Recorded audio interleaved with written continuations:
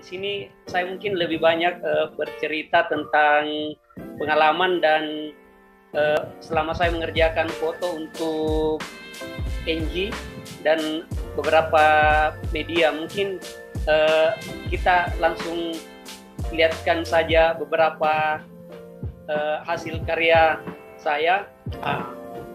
Ini cerita story saya tentang upacara kematian di Mamasa. Mungkin selama ini orang taunya hanya ada di Toraja.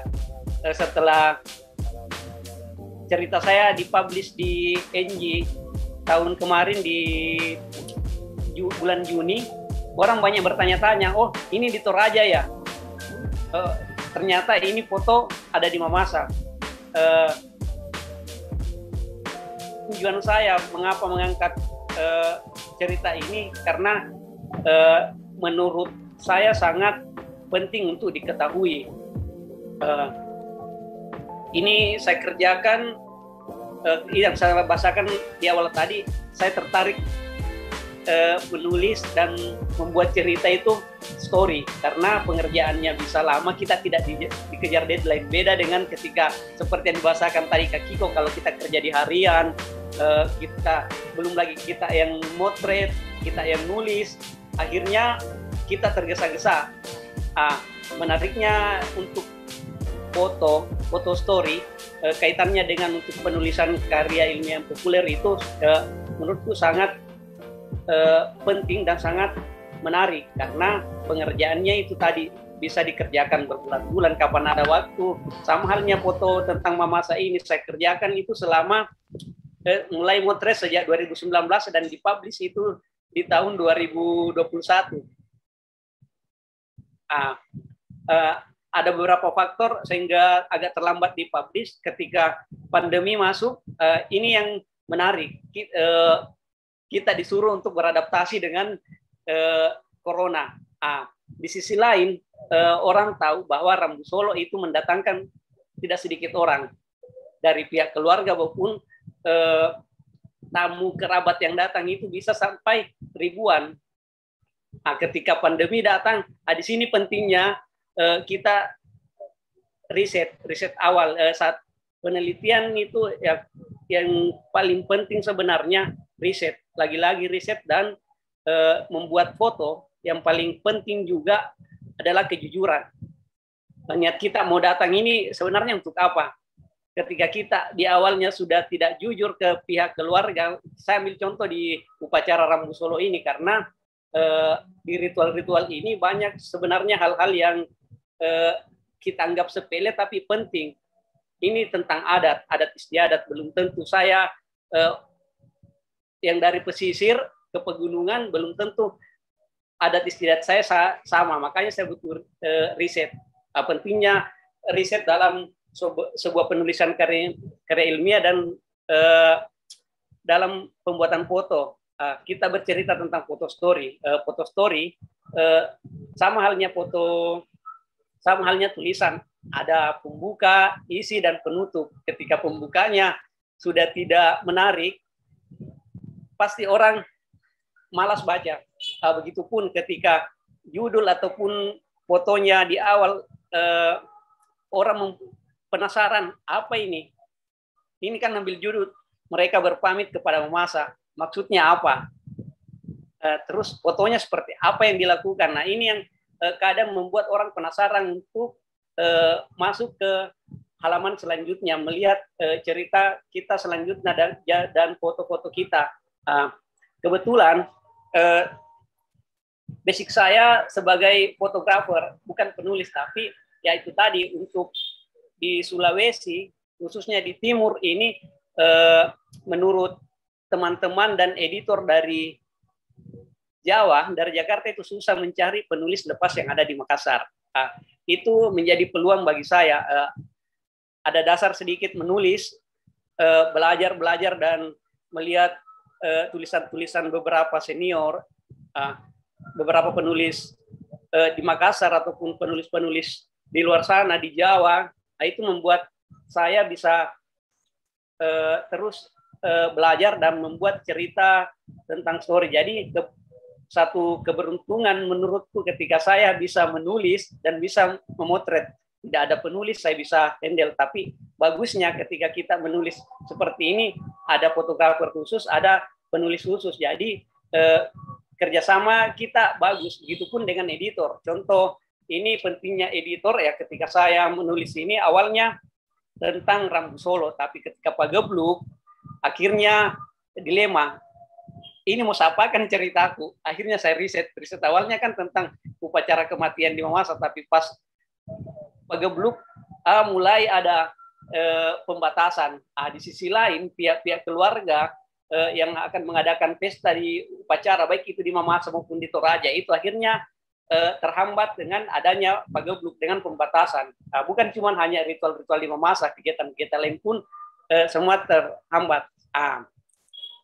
Kedua, saat pengajuan naskah ini tentang Rambu Solo akhirnya berubah arah komunikasi saya dengan pentingnya komunikasi dengan editor, karena saat saya pitching saya mau tulis tentang Rambu Solo, bahwa kaget juga ini dari mana kita National Geographic Indonesia kan sudah pernah menulis sudah 3 kali, ini ketiga kalinya. Pertama itu di tahun ada di coba slide yang tentang editorial, di situ ada dicantumkan di tahun pertama itu di tahun 1972 ditampilkan di National Geographic itu dengan judul ini kisah Life and Death in Toraja. Terus di tahun 2016 muncul lagi itu dengan judul Ketika Kematian Bukanlah Berpisah. Di tahun 2021 saya mengusulkan cerita yang sama, itu judul Perayaan Menuju Keabadian. Itu pun menjadi sampul. Foto ini jadi sampul setelah diskusi dengan para editor. Ini bisa dilihat di slide. Foto yang saya buat ini di tahun 2019.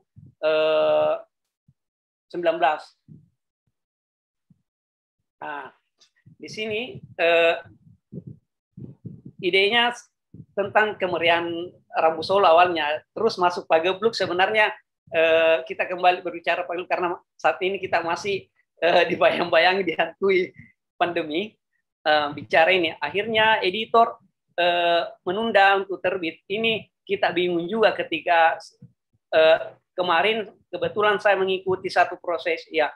Mungkin keberuntungan juga bagi saya seorang fotografer. Kadang fotografer itu ataupun penulis beruntun dengan tidak, kadang beruntung, lebih banyak tidak beruntungnya sih. Saat saya motret riset tentang Rambu Solo, saya ingat hari Minggu,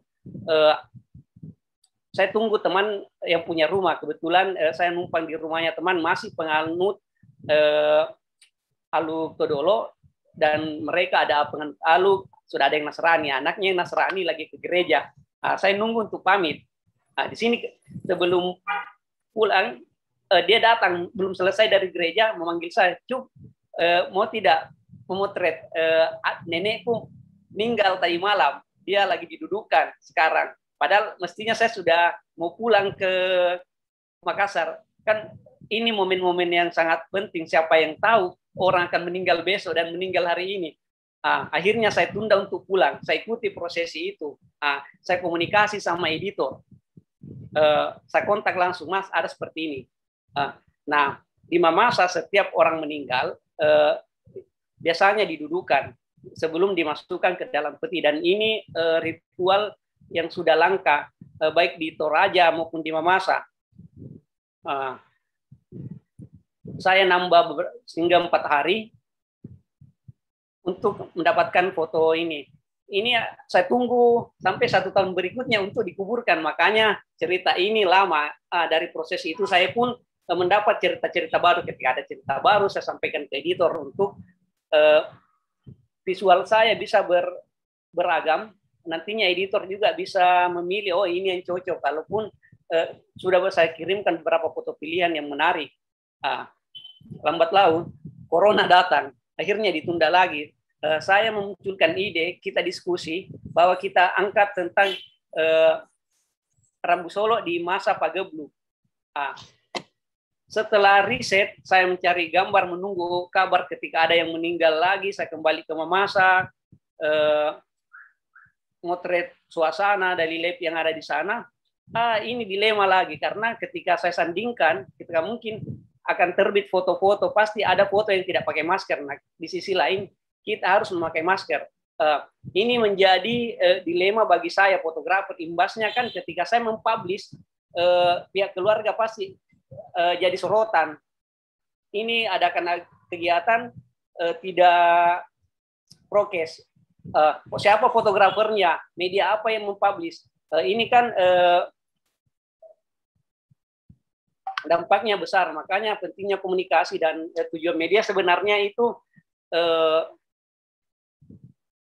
bagus. Beruntungnya saya bisa motret di National Geographic, itu kita banyak belajar. Sebenarnya saya banyak belajar karena beberapa media tidak langsung ketika ada yang bisa untuk viral, kenapa tidak segera dipublish. Nat Geo memikirkan keselamatan narasumber, pentingnya menjaga narasumber, begitupun pentingnya menjaga kontributornya. Inilah yang terjadi sehingga foto ini lama dipublish, dan satu keberuntungan karena saya juga bisa memilih-milih foto yang mana menurutku bagus. Jadi untuk memulai riset baru itu ada pendekatan ke pihak keluarga juga banyak, sehingga memilih foto-foto itu bisa leluasa. Banyak foto yang kita bisa hasilkan untuk melengkapi cerita-cerita yang akan kita sampaikan ke pembaca.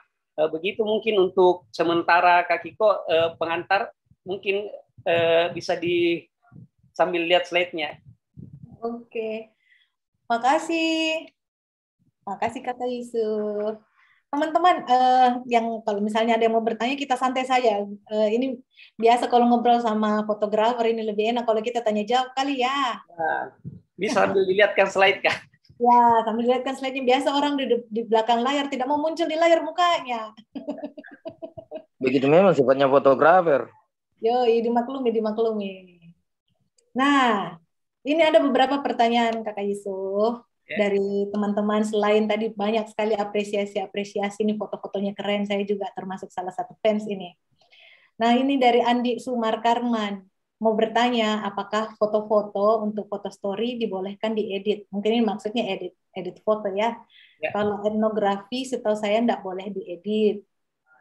Foto dibiarkan apa adanya sesuai jepretan pemotretan. Mungkin bisa jelaskan singkat Kakak Yusuf, batasan editing untuk foto-foto story. Editing itu sangat perlu karena kadang koordinasi kita masalah halaman, apalagi ketika untuk di media cetak, space halaman itu kan ukurannya kecil, jadi otomatis masalah cropping itu biasanya kita yang di fotografer, di seorang fotografer itu sudah bisa sebelum memotret. Makanya pentingnya riset, kita bisa cropping sudah di kepala kita, gambar saya mau seperti ini. Jadi kan saya tahu bahwa space untuk National Geographic itu terbatas, majalah. Jadi framing saya sudah bisa saya tentukan, foto ini mungkin hanya sekian komposisinya, ini yang tidak perlu ya tidak usah. Terus batasan editing untuk di Photoshop, saya tidak pernah juga, begitupun National Geographic tidak pernah mengedit yang berlebihan. Misalnya yang tidak boleh ketika langitnya misalnya mendung dikasih cerah diganti, itu dalam jurnalistik tidak bisa. Tergantung kebutuhannya untuk apa. Ketika ya semacam National Geographic tidak mungkin kita bisa mengubah, dan jurnalis pun seperti itu, media-media lain untuk merubah, misalnya merubah ataupun menambahkan, tapi sebatas untuk saturasi cahaya kita naikkan atau kurangi itu wajar-wajar saja. Tapi yang tidak boleh itu menambahkan atau menghilangkan satu elemen foto. Tapi kalau untuk cropping itu boleh. Dan pentingnya komunikasi fotografer dengan editor, di situ perannya. Mungkin begitu Kak Kiko. jadi penasaran Kakak Yusuf, itu kan tadi kalau kita lihat sudah di layout, ada foto yang kayaknya jadi foto yang lebih ukurannya lebih besar, yang bisa makan sampai 34 halaman, ada yang kecil. Itu apakah memang dikomunikasikan dengan editor bahwa yang ini foto utama, atau itu benar-benar dipilih sama editor, atau ada diskusi? Beruntungnya ya, saya bilang beruntungnya saya motret National Geographic, kita mempunyai diskusi panjang. Kita buka Zoom, ya ini foto maksudnya apa? Ini boleh tidak besar, atau ini boleh kecil tidak? Ada foto-foto tertentu yang memang kita perlu butuh halaman, satu halaman full, bahkan 2 halaman full. Itu tergantung editor lihat space tulisan, oh ini menarik ketika di 1 halaman. Ini memang khusus kecil-kecil. Ada penilaian juga ketika kecil, biar orang penasaran apa sih ini, biar dia lihat-lihat. Itu sebenarnya teknis juga di editor, teknis desain. Misalnya, oh ini cukup kasih kecil saja, ini besar, oh ini bagus memang untuk besar. Baru dilihat sepintas, menarik perhatian. Sebenarnya masalah space di majalah juga, Kak. Ya. Oke. Mau tanya sebelum sorry nih agak motong dikit ya, ada beberapa penanya sebenarnya, tapi untuk membingkai pembicaraan kita pada sore hari ini, saya mau tanya ke Kakak Yusuf ini, waktu pertama kali akan memulai memutuskan akan melakukan peliputan atau foto di Mamasa, Rambu Solo Mamasa, apakah Kak Yusuf mengajukan proposal kepada majalah National Geographic, atau seperti apa waktu itu prosesnya? Karena setahu saya artikel-artikel dalam National Geographic itu kan artikel ilmiah, paling tidak metode pengumpulan atau penulisan itu dilakukan secara ilmiah gitu. Bagaimana, boleh di-sharing nggak ke kita? Ya, makasih Kak Kiko. Saat mengajukan ini ya kan ada namanya pitching. Sebelumnya saya pitching, kebetulan saya dengan teman-teman di NatGeo pitchingnya itu paling komunikasi, tidak melalui misalnya surat. Saya tampilkan bahwa saya bikinkan misalnya hipotesanya seperti ini, tapi saya via telepon saja, via WA sekarang. Beda dengan ketika kita mengusulkan masukan proposal. Biasanya yang memasukkan proposal, saya mau menulis tentang ini, tujuannya seperti ini, outputnya seperti ini. Ini perlu tidak ini perlu diketahui orang banyak. Begitupun saya ketika mengusulkan liputan Mamasa, saya sampaikan bahwa perdebatan saya panjang, bahwa editor bilang apa pentingnya tulisanmu buat NatGeo. Nah ini sudah pernah diterbitkan di NatGeo sebelumnya, sudah terbitan. Yang pertama tadi itu edisi yang terbit global US, akhirnya semua NG di dunia itu memuat. Begitupun edisi di tahun kedua kemarin, tulisan saya sempat di approve ke US. Semua tulisan harus di approve ke US, tetapi ya, belum beruntung sehingga hanya bisa diterbitkan di Indonesia. Begitupun foto sampul ini penentuannya bukan di Indonesia. Beberapa foto saya disuruh memilih foto untuk sampul, dikirim ke Jakarta yang approve ke US. Begitu prosesnya. Kita harus hasil riset kita ketika di pitching itu harus kuat. Apa yang ingin kita sampaikan, penting tidak buat NG misalnya, penting tidak kalau kita mengirim ke media-media lain. Pasti media lain, apa pentingnya untuk terbit di koranku, di majalahku. Itu yang harus kita pikirkan, bagaimana meyakinkan ke editor. Itu sih Kak. Ya, kolaborasi kan kebanyakan pengalaman saya waktu di media harian itu memang ada namanya editor foto, ada editor tulis, tapi yang menentukan sebenarnya ketika dikirim foto layouter. Itu kadang miskomunikasi antara fotografer dengan ini. Begitupun editor. Untuk di lokal, khususnya di Makassar, menurutku belum ada yang betul-betul namanya editor foto. Kalau tulis ya masih ada, karena dia yang mengedit, yang seperti dibahasakan tadi ke Kiko, yang memotong naskah dan sebagainya. Itu kalau untuk foto ya pentingnya ada komunikasi fotografer, editor tulis, editor foto, dan layouter. Penting tidak, kadang layoter yang tidak tahu foto hanya taunya oh ini dihilangkan, padahal elemen dalam foto ini penting. Nah itu komunikasi intinya Kak. Oke, keren-keren. Berarti kelima profesi tadi itu betul-betul ini ya, mulai dari fotografer, editor foto, editor tulis, sampai layouter itu kerjasama ya. Untuk termasuk reporter, penulis pun kita harus ini, karena kadang saya memotret beberapa kali ikut barengan, misalnya sama penulis, ya saya mau tahu angle apa yang mau dia sampaikan di tulisannya. Ketika kita tidak komunikasi sama penulis, foto kita juga bingung, saya mau riset apa, jadi apa yang mau disampaikan. Kadang memang foto berdiri sendiri, tapi ketika berbicara foto story, tulisan melengkapi foto kita. Kadang sebaliknya. Pentingnya ini dua foto dan tulisan itu memang harus komunikasi antara penulis dan fotografernya. Ya, setuju. Keren. Oke, kita ke pertanyaan dari teman-teman peserta bengkel komunikasi. Dari Pamula Mitra di FSRG Unhas. Berdasarkan pengalaman Kak Yusuf, bagaimana meminta konsen warga lokal untuk mempublish wajah atau hal-hal personal mereka di media? Karena sepengalaman saya, kalau di lapangan warga lokal merasa kurang nyaman di foto dan biasanya akan bertanya akan diapakan foto mereka. Banyak yang takut nanti dibaca-bacai fotonya. Walaupun kalau udah masuk majalah ya dibaca juga sih. Bagaimana itu? Makasih pertanyaan menarik. Yang saya sampaikan di awal itu intinya kejujuran.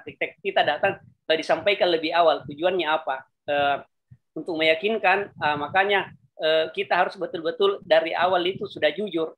Ini kebutuhannya penelitian, hanya penelitian. Misalnya ketika kita menyelesaikan tesis ataupun skripsi, hanya itu. Ketika mau dipublish, sampaikan di awal bahwa ini tujuannya akan dipublish. Ketika dipublish, ya sampaikan, karena di masyarakat awam taunya mungkin sambil contoh lagi National Geographic, mereka tidak tahu majalah apa ini. Yang taunya misalnya dia lihat yang dibagikan link-link di Facebook ataupun di WA, itu yang mereka tahu, media-media yang seperti itu. Tapi jarang yang tahu media apa ini National Geographic. Di situ pentingnya komunikasi dan meyakinkan awal itu bahwa kalau niatan kita sudah baik, otomatis orang juga menerima kita dengan baik. Yang pertama juga itu ketika kita ke lapangan, etika yang paling penting. Jangan karena kita fotografer memegang edikar semena-mena. Alhamdulillah, edikar saya paling jarang saya perlihatkan ketika datang. Hal-hal sensitif mungkin baru saya perlihatkan. Ini yang kadang teman-teman banyak merasa bangga dengan edikar. Bahwa saya wartawan, sehingga menyepelekan. Itu yang paling dihilangkan dulu. Pun kalau ditanya dari mana ya, kalau ditanya wartawan, kita iya kalau wartawan, karena tujuan tak memang baik, disampaikan dari awal. Tujuannya ini hanya dipublish. Ketika tidak mau, ya kita tidak memotret, kita tidak meminta wawancara. Intinya seperti itu. Kalau sudah menolak sejak awal, ya kita tinggalkan. Itu yang saya lakukan. Kadang ada sebelum-sebelumnya kita dengar juga difoto dulu baru izin. Tapi itu menurutku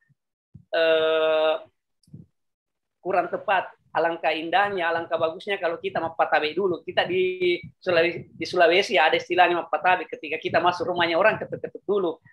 Yakin ketika niatan kita bagus untuk satu daerah, ya itu pasti kita diterima. Makanya yang pertama juga kita riset, kita tahu karakteristik orang yang kita datangi, kampung itu harus kita tahu seperti apa orang-orangnya.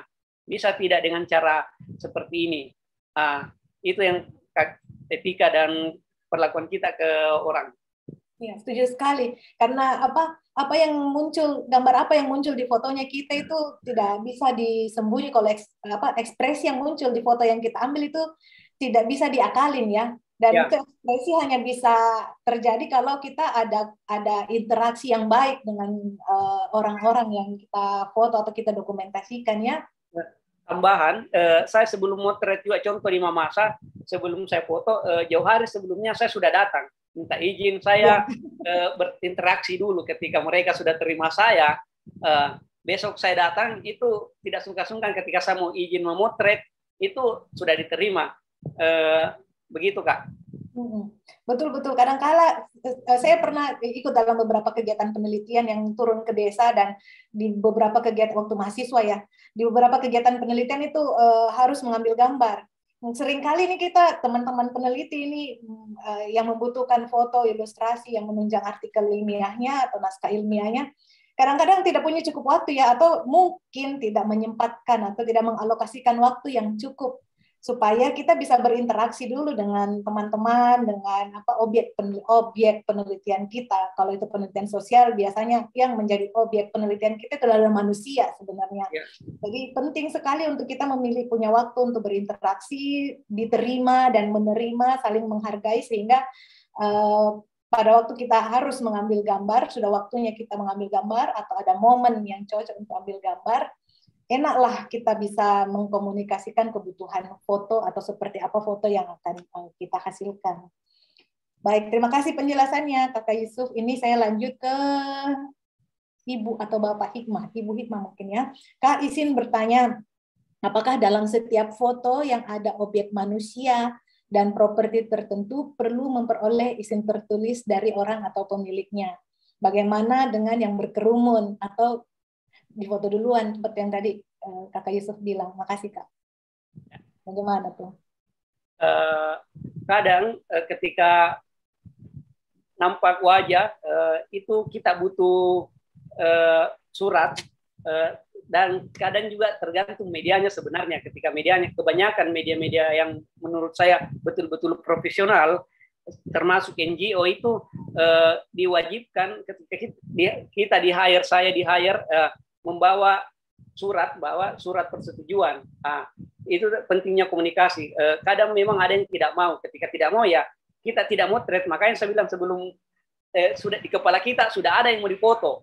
Kita aturan lapangan sudah ada di kepala kita. Jadi kita gampang, oh ini mau saya foto. Jadi interaksinya kita enak. Untuk mengkomunikasikan pun gampang, dan kita memperlihatkan surat bahwa kebutuhannya kan di surat itu sudah jelas kebutuhannya apa, tujuannya untuk apa. Jadi ketika sejak awal kita betul-betul niatan kita sudah bagus, otomatis jarang saya temukan ketika saya membawa itu tidak diterima. Beda kasus kemarin yang terakhir di-hire sama Bakti yang ke Papua.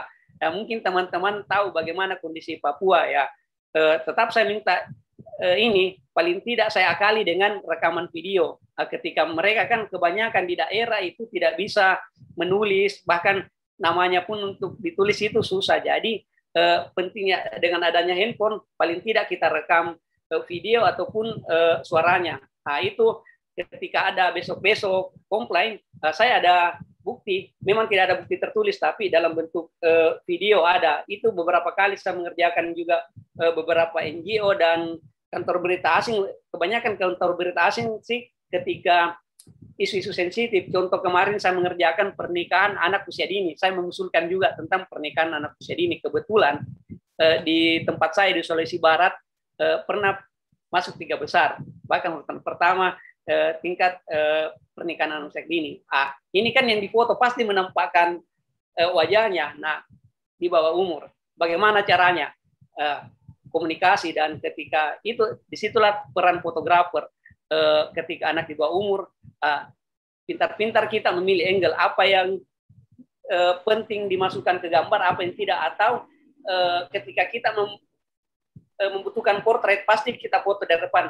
Dia kali saya beberapa kali mengerjakan itu diakali dengan boneka atau saat dia nunduk, tampak dari samping, angle-nya dari kita, karena untuk ketika karya misalnya sensitif kayak pernikahan anak usia dini, ya otomatis butuh gambar kan. Nah, objek kita ini anak kecil, bagaimana caranya ya saat menyamping kah, kita atau dari belakang kah, aktivitasnya yang menutupi wajah. Jadi foto yang kita tampilkan kan tidak disensor.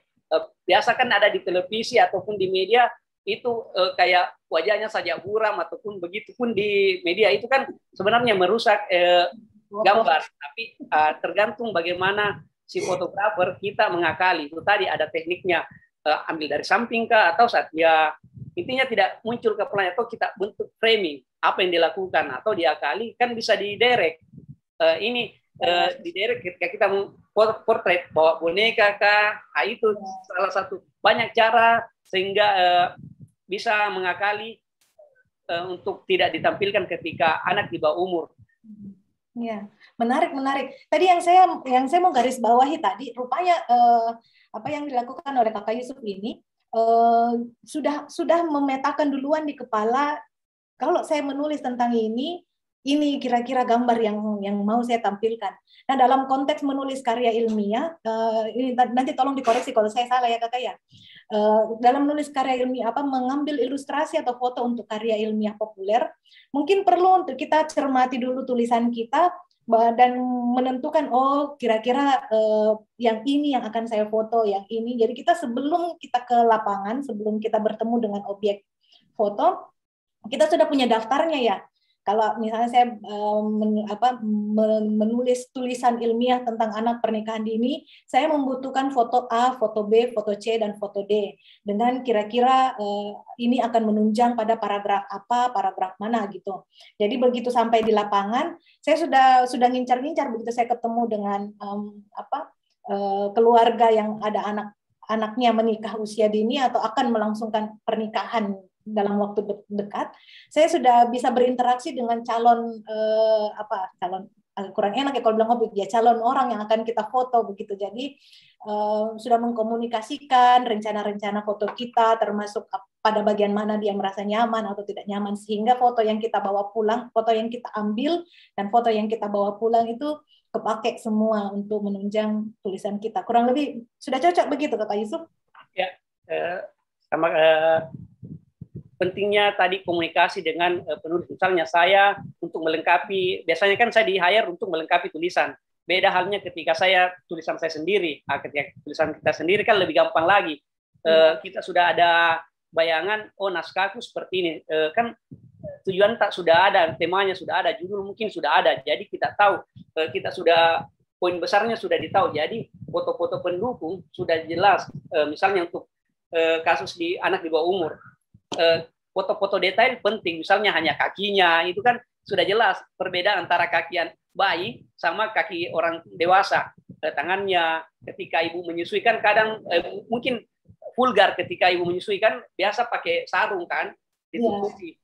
Paling kelihatan rambutnya atau kepalanya si bayi. Itu kan bisa satu foto saat di ayu, misalnya ayunan, apalagi di kampung-kampung kebanyakan ayunan ini. Jadi tekniknya juga gampang, misalnya untuk itu tadi saya bilang masalah teknis ini untuk pengambilan gambar itu bisa diakali.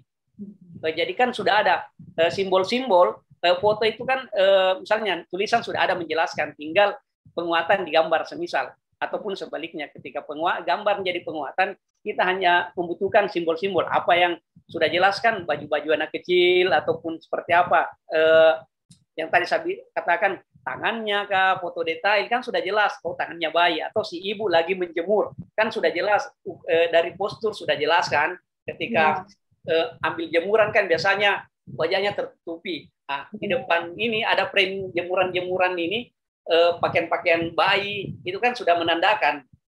Itu salah satu tips untuk ketika kita berbicara anak. Keren. Sepertinya ini pembicaranya kita ini sudah menjawab juga pertanyaan Pak Ahyar Ros tentang tips bagaimana agar orang nyaman diambil fotonya. Oke, lanjut. Ini ada pertanyaan dari Marni. Halo Marni, apa kabar? Bisa sambil ditampilkan slide beberapa liputan lain selain Rambu Solo. Tadi ada beberapa yang saya kirimkan. Ya, nanti kita tampilkan ya. Siap. Sebentar lagi. Oke. Dari Marni Arianto. Terkait konsen, ini tadi sebenarnya sudah dijawab juga ya. Apakah lisan itu sudah cukup ataukah harus selalu membawa form cetak dan harus tanda tangan basah? Kalau tadi Yusuf sudah kasih tips juga dengan video ya, pakai video karena kadang-kadang tidak bisa minta orang tanda tangan.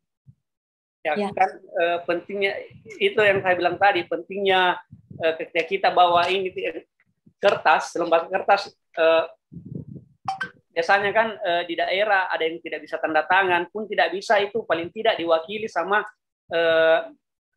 keluarganya. Dan disitulah pentingnya ketika keluarganya yang tanda tangan, kita bisa foto walaupun tidak dengan video. Bagusnya ketika ada bukti tanda tangan disertai dengan video. Itu lebih menguatkan ketika ketakutan kita akan komplain dan dituntut di kemudian hari. Itu yang penting. Iya. Karena biasa juga ada orang tanda tangannya hari ini begini, besok tanda tangannya beda. Begini. Ya, lanjut. Ini dari Nur Almarwah Astrol. Untuk menulis di Natgeo, biasanya memasukkan proposal ya? Apakah ada template khusus? Terus boleh info pengiriman proposal tulisan? Atau adakah tips menulis untuk National Geographic? Ini bisakah terbuka untuk semua orang atau bagaimana? Ini semua orang terbuka. Ya saya bilang tadi, kebetulan saya sudah jadi kontributor untuk di Sulawesi. Ada 2 di Sulawesi, teman 1 ada di Palu. Kita biasanya selain pitching, ketika ini biasanya kan langsung penugasan dari mereka. Ada seperti ini. Jadi tidak buat proposal lagi, beda ketika kita pitching. Nah itu proposal tadi, apa yang mau kita sampaikan sebenarnya, tujuan tak apa yang ini tulisanku penting tidak, kan sudah dari kita sendiri, penting tidak untuk Natgeo. Kan kita tahu Natgeo, sains, budaya, liputan-liputannya itu liputan-liputan mendalam yang berdampak besar untuk perubahan. Bahkan ada liputan-liputan lokal, tapi liputan lama itu masih ada hubungannya. Itu menarik. Jadi mungkin teman-teman bisa lihat di televisi ataupun di majalahnya itu liputan-liputannya kalau dilihat sepintas membosankan sampai berapa halaman, tapi ilmu pengetahuan yang disampaikan itu tadi yang saya sampaikan di awal bahwa ketika kita mau pitching ya tujuannya apa, kita harus tahu medianya, jangan sampai Natgeo kita masukkan liputan-liputan kriminal pasti ditolak ataupun sebaliknya. Jadi harus kita tahu tujuannya seperti apa. Ini yang tampil umurnya 100 lebih. Alhamdulillah kemarin ini ada hal yang menarik, makanya saya bilang pentingnya interaksi sebelumnya, riset sebelumnya. Saya bisa memotret ini, ada yang tidak masuk akalnya, mungkin bisa di Zoom ini, ketika kebetulan masih penganut ALUP, di tulisan tadi saya bisa di Zoom. Biasanya kalau saya mau datang ke Mamasa, kebetulan saya nginap di rumahnya Bapak ini, di cucunya, biasa saya komunikasi, saya mau datang. Waktu itu saya datang, tidak saya sampaikan sebelumnya, langsung datang.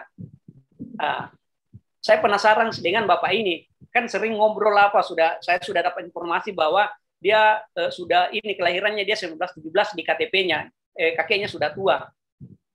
Saya datang, saya sampaikan ke anaknya, ke cucunya. Kebetulan namanya Bobby, Bob, saya mau foto Ambe, karena kami panggil Ambe ya. Kebetulan namanya Ambe Merah, di sana dipanggil Ambe Merah, Ambe Linggi.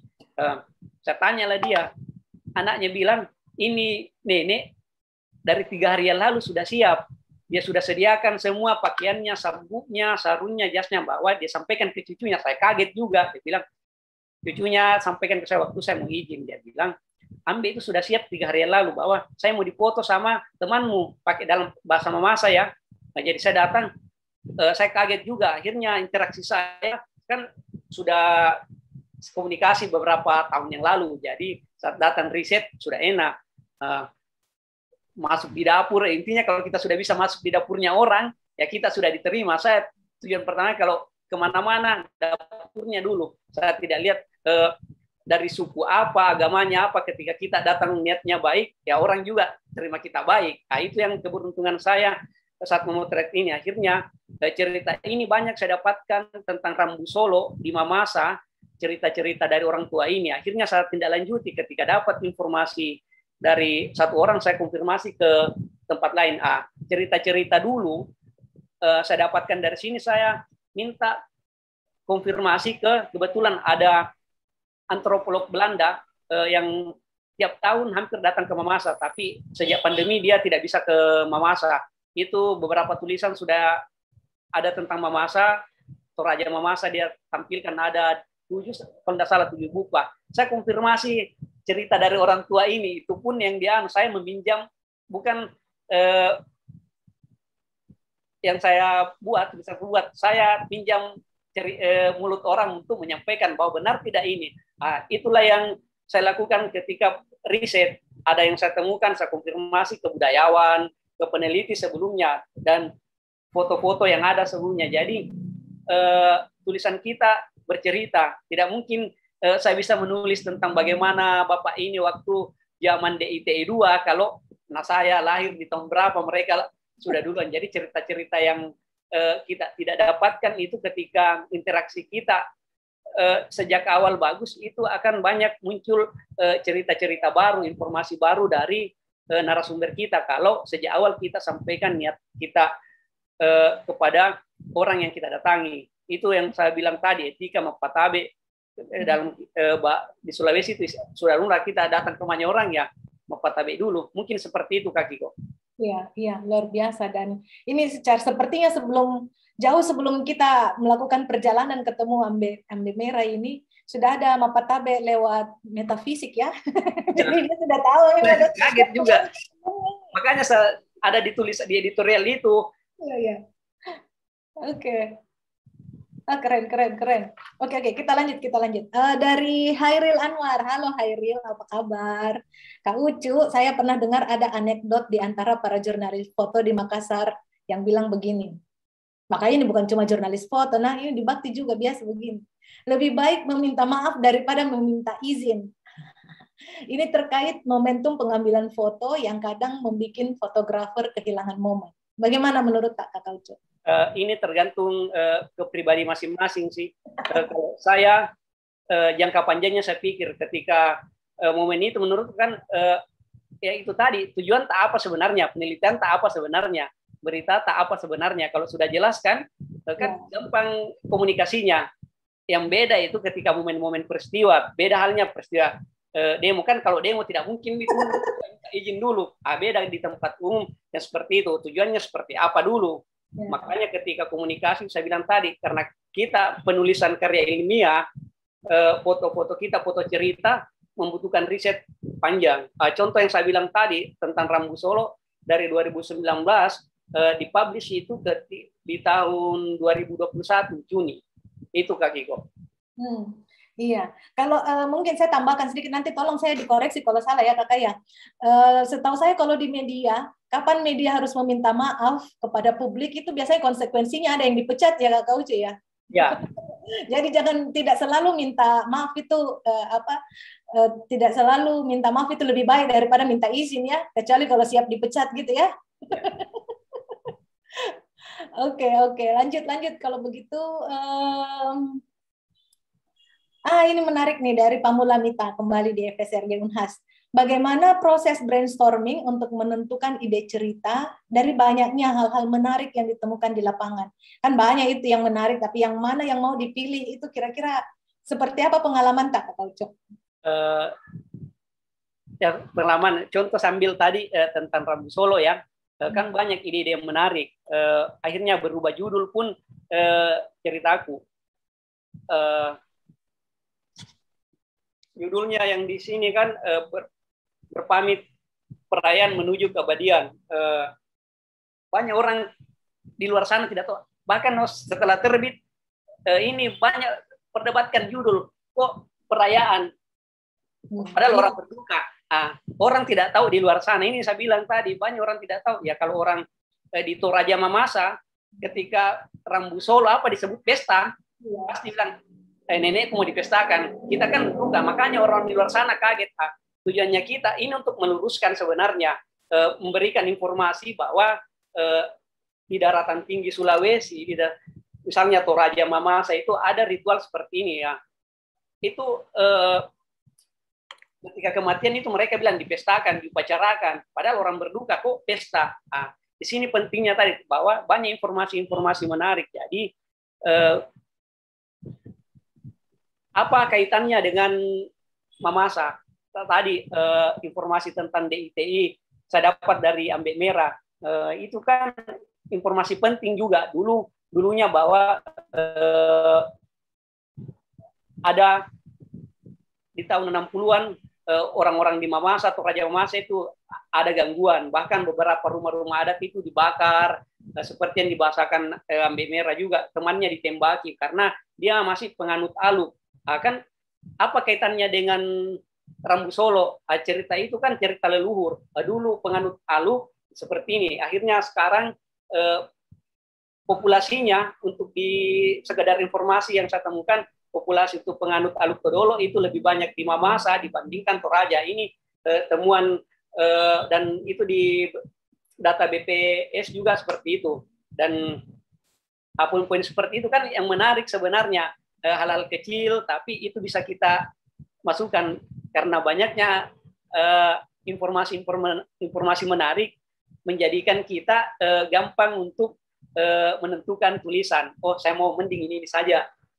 Memang yang lain penting, tapi mungkin ini lebih penting. Jadi ketika kita dapat informasi itu ya, adanya peran editor, itu membuat kita lebih gampang menentukan tulisan kita. Tulisan saya juga tidak lepas dari editor. Ya. Apalagi sekelas National Geographic tidak mungkin mempertaruhkan harga diri editor dan media besar.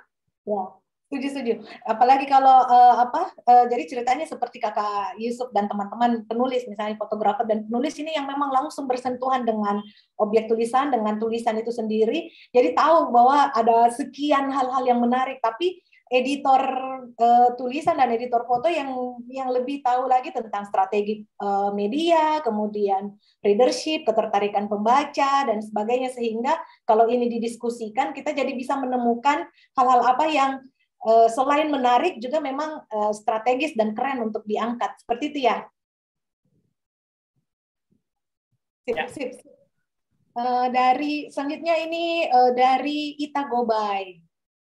Pertunjukan seni dan budaya di Papua, misalkan tarian mama-mama Papua tanpa penutup bagian atas tubuh dan penggunaan koteka bagi kaum laki-laki sering dianggap bermuatan pornografi. Sejauh mana tingkat kevulgaran dalam dunia fotografi? Terima kasih Kakak Yusuf. Nah ini saya juga mau nyambung nih Kakak Yusuf. Saya di Bakti News dulu kita pernah menerbitkan satu foto dari rekan fotografer kita Yusuf Ahmad. Itu anak-anak lagi lompat dari perahu mau lompat ke laut. Kalau tidak salah diambil di Buton kah? Nah itu anaknya tidak pakai baju ya, karena kan anak-anak kecil berenang lah ya. Tapi kemudian walaupun mukanya tidak kelihatan, tetapi alat kelaminnya terlihat sedikit. Nah itu kita pernah diprotes juga tuh karena memuat foto tersebut. Kira-kira gimana batasannya? Sejauh mana tingkat kevulgaran? Makasih. Kadang itu yang saya bilang tadi, kadang kita kan sudah tahu, misalnya di Papua pasti vulgar kan, begitupun anak-anak yang mandi di sungai. Saya waktu motret juga, bahkan bukan di Papua pun, ketika anak-anak mandi kan, apalagi anak kecil pasti telanjang. Kadang kita harus pintar untuk mengakali angle, tapi ketika kita kadang memang hilaf, ketika sudah masuk ke meja editor, kadang hal-hal kecil seperti itu, contoh yang dibahasakan tadi Kak Kiko itu muncul. Ini pentingnya memang di layout komunikasi yang saya bilang, lagi-lagi komunikasi untuk melihat foto yang disajikan. Ketika saya memotret misalnya ya mama-mama Papua, kebetulan saya belum pernah temukan tarian-tarian ini, tapi kemarin waktu ke Papua ya sempat melihat beberapa aktivitas masyarakat sana yang betul-betul ketika difoto pasti vulgar kan. Nah, itu yang saya bilang tadi, angle-nya kita, batasannya itu ya pintar-pintarnya fotografer, dan kita tidak bisa pungkiri kehidupan mereka memang seperti itu. Ketika mau dituangkan ke dalam majalah ya perannya editor kan memang ada batasannya, tidak karena National Geographic, contoh National Geographic Indonesia bukan hanya ini mulai dari anak kecil, anak SD sudah bisa untuk ini karena pengetahuan, tapi untuk hal-hal seperti itu bisa itu dengan cara angle yang berbeda. Makanya tadi ketika ya kita tidak tampilkan yang secara vulgar, tapi untuk orang ketahui kan penting bahwa saudara-saudara kita di Papua memang budaya berpakaiannya seperti itu. Jadi itu tidak bisa dinafikan, ya tergantung fotografernya dan medianya. Mau tidak dapat kritikan, pun tidak dapat kritikan kan ada etika memang, karena pembacanya kita ada yang anak kecil. Jadi untuk itu sebisa mungkin kita hindari. Iya, iya, iya. Tapi mendapatkan kritikan itu dari pembaca memang sesuatu yang luas juga sih range ya, spektrumnya ya. Satu waktu kami pernah di majalah Bakti News itu menampilkan foto cover majalah anak-anak dari satu daerah di Indonesia Timur itu masih dengan ingus-ingusnya seperti itu. Itu kita diprotes juga tuh. Ada juga yang protes, katanya ini terlalu mengeksploitasi anak dan kemiskinan di kawasan timur Indonesia. Padahal kita bermaksud menunjukkan bahwa inilah potret anak-anak kita begitu loh. Masa kita edit ingusnya diblurin gitu. Tapi ya memang ini sebuah perdebatan yang memang kita perlu ada dasar acuan yang jelas, walaupun kadang-kadang kita dipandu dengan hati dan norma yang berlaku di masyarakat. Sip. Nah, ini kalau nggak ada lagi pertanyaan dari kolom chat, saya lihat ada yang raise hand, Pak Herman. Pak Herman, kalau mau mengajukan pertanyaan silakan, Pak. Maaf menunggu lama ini, rupanya tadi saya baru lihat ini ada yang raise hand. Oke, makasih. Silakan, Pak. Ya, Assalamualaikum warahmatullahi wabarakatuh. Selamat sore, karena sini sudah jam 5 lebih ini. Oh, Bapak di mana, Pak? Papua. Oh, oke. Baik, Pak. Silakan, Pak. Kalau kita menghubungkan materi hari ini dengan materi kemarin tentang penulisan karya artikel di majalah populer seperti National Geographic ini, apakah jauh berbeda ya penelusuran referensi yang digunakan dengan penulisan model di National Geographic ya? Berbeda, karena kemarin itu kita belajar sama Mas siapa? Mas Ikram. Ya, Mas Ikram itu kan banyak penelusuran referensi yang bisa diambil baru digabungkan dengan tulisan utama kita sebagai sebuah riset. Tapi kalau di National Geographic kayaknya cuma satu ini ya, tema aja yang sebagai riset. Yang mungkin nanti pemateri jelaskan lah. Apakah tidak butuh referensi-referensi tambahan dari para penulis antropolog yang mungkin ada di Sulawesi, seperti ya kita kenal banyak itu, seperti sering saya baca Prof. Pawenari. Ada dia kalau tidak salah beliau antropolog juga ya di Unhas itu. Banyak tulisan-tulisannya tentang lingkungan-lingkungan sosial itu. Apalagi National Geographic kalau tidak salah itu banyak hanya memuat berita-berita tentang sains, sosial, ya, dan berbagai lah. Tapi sejauh mana sebenarnya batasan-batasan National Geographic memberikan ruang bagi tulisan yang ingin dimuat gitu? Itu yang perlu mungkin lebih diperjelas. Hanya tadi kan teori-teori tentang dasar-dasar jurnalistik sampai tentang sensor self sebagai seorang jurnalis, yang itu yang dibahas. Etika gambar seperti apa, ya sudah wajar lah kalau dalam etika gambar jurnalistik secara teoritis banyak yang mungkin paham. Apalagi kalau gambar itu mampu memberikan cerita tanpa kita menulis juga, itu mungkin lebih baik poinnya. Tapi kalau riset di National Geographic pasti narasi yang diperbanyak hasil riset itu. Mungkin nanti pemateri lebih bisa memperjelas. Terima kasih. Baik, makasih. Bagaimana Kakak Yusuf? Ya, makasih.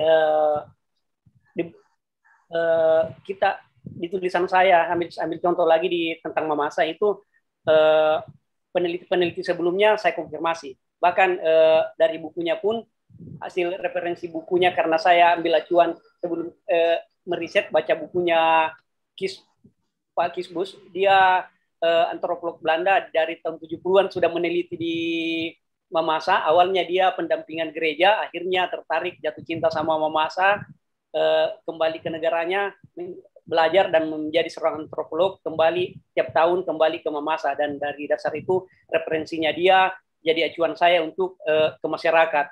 Teman-temannya dia saya konfirmasi ke budayawan ada di sana, dan di tulisan saya itu ada beberapa, ada budayawan, untuk jadi narasumber saya. Ada termasuk Pak Kis itu budayawan, ada budayawan dan antropolog dari Belanda. Hasil kutipan-kutipan bukunya pun kami masukkan, bahkan terbitan-terbitan sebelumnya ada. Jadi referensi-referensi itu bukan hanya temuan saya di lapangan, tapi saya konfirmasi dari apa temuan bacaan saya itu betul tidak ini terjadi di tahun sekian, ataupun ada yang saya temukan, saya konfirmasi ke budayawan ataupun peneliti-peneliti sebelumnya. Itu untuk kasus Mamasa, termasuk ada tadi beberapa foto yang saya kirimkan juga, saya pernah liputan tentang perempuan, tentang air, mungkin bisa diperlihatkan. Itu juga hasil penelitian sebelumnya. Budayawan ada peneliti di Sulbar, mungkin tidak asing juga. Untuk di Indonesia pun mungkin sudah tidak asing, Muhammad Ridwan Alimuddin. Dari hasil penelitiannya pun saya menindaklanjuti. Dari hasil tulisan-tulisannya, bukunya, muncullah ide penulisan, pembuatan foto tentang perempuan ini. Ini tulisan saya itu, hasil-hasil tulisan itu sudah ada. Misalnya penelitiannya Ridwan Alimuddin, saya konfirmasi ke Ridwan Alimuddin, ke Dinas Kesehatan, itu ada. Jadi lebih banyak referensi, lebih bagus sih. Seperti itu, Kak Kiko. Ya, mungkin terima kasih penjelasannya, Pak Yusuf. Jadi buat Pak Herman, kami sengaja mengangkat pengalaman dari Yusuf Wahil dalam bengkel komunikasi untuk melihat bahwa selain proses kita menulis dan memasukkan ilustrasi atau foto, di media populer juga ada yang namanya foto story, dan itu prosesnya juga mengajukan proposal dan kemudian dilaksanakan dengan metode-metode dan kaidah-kaidah yang berdasarkan penelitian.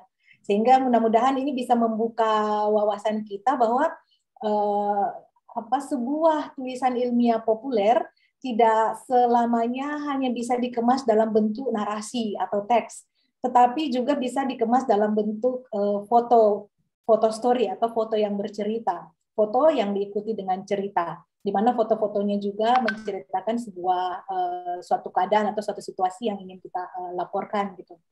Tapi dari pengalaman Yusuf Wahil tadi kita juga bisa mendapatkan informasi bahwa kalau misalnya kita punya tulisan, sudah ada tulisannya, dan kita ingin menunjang tulisan tersebut dengan foto-foto yang atau ilustrasi yang sesuai dengan tulisan itu, kita bisa melihat dulu tulisan kita, kemudian memilih bagian-bagian yang mana yang ingin kita tunjang dengan foto. Lalu kita kemudian melakukan perencanaan. Ini biasa kami lakukan di Bakti juga, melakukan perencanaan di atas kertas.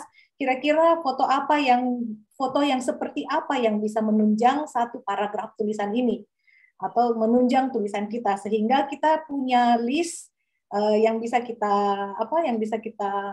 membekali kita sebelum kita pergi ke lapangan atau sebelum kita melakukan pengumpulan foto gitu.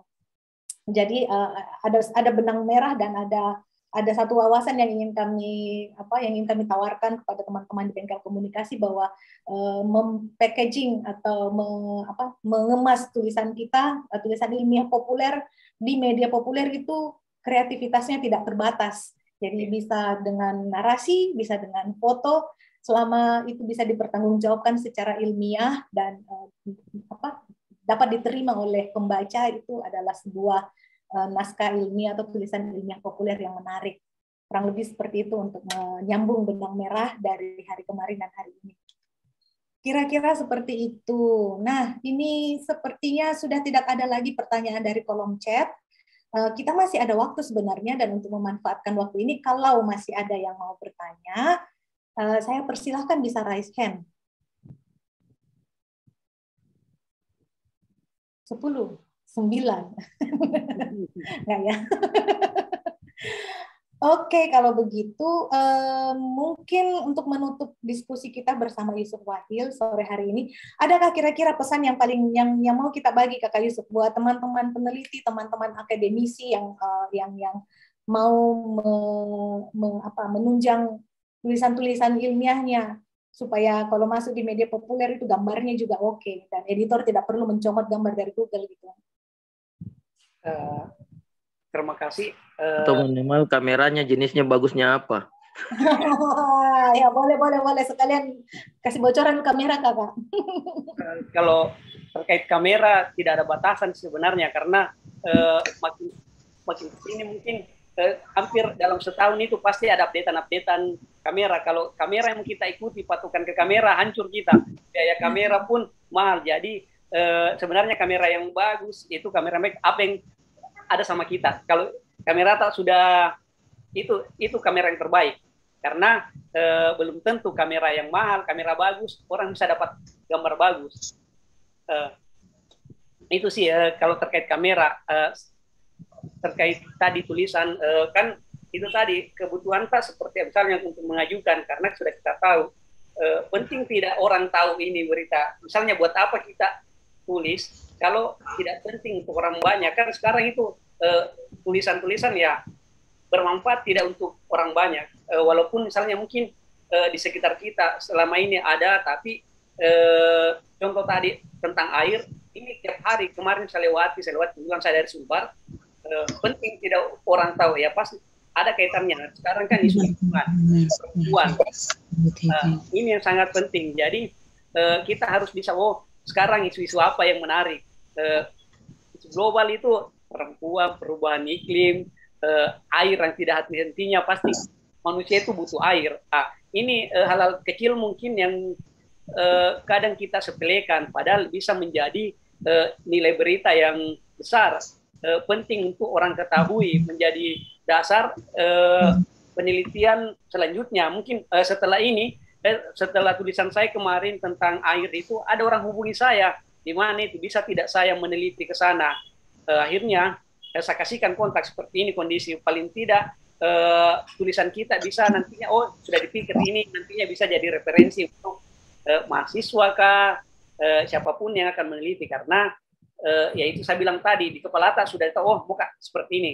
Contoh kemarin saya ikut ekspedisi perahu Padewakan, ya karena saya tidak tahu tentang Padewakan, perawakan ya, saya tertarik. Akhirnya ini penting untuk diketahui, makanya hal-hal kecil itu banyak orang tidak tahu kebermanfaatan sebenarnya. Jadi kalau kan kita sudah bisa pilih-pilih ini kayaknya menarik untuk orang tahu, ini konsumsi pribadi, konsumsi ini. Di situ sebenarnya intinya, karena buat apa kita share kalau tidak penting untuk orang. Pas orang bilang penting tidak untuk saya, tapi kalau sifatnya ilmiah bisa dipertanggungjawabkan, ada kaitannya dengan budaya lain ataupun pengaruh lingkungan sosial, itu yang sangat menarik sampai saat ini dibahas. Tidak ada habis-habisnya isu perempuan, lingkungan, itu tradisi. Contoh tradisi di Memasak, pasti orang tertarik. Toraja Memasak yang menghabiskan sampai miliaran rupiah di dunia manapun, tidak ada yang seperti Toraja Memasak. Itu menurutku orang pasti butuhkan informasi-informasi yang bermanfaat dan keberlangsungannya.